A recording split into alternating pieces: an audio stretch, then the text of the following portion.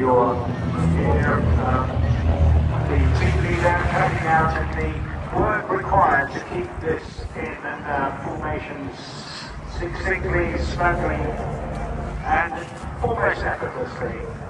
Is a lot more work than you actually realise. But of course, this bunch of aviators have all been working together for years, consisting Simon up front there, leading the formation.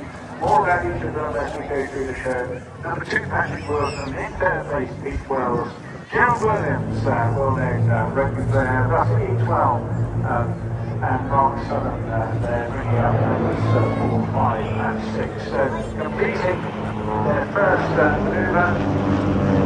Now in their Delta underside pass. What aircraft got great performance, maximum speed around 230 miles an hour.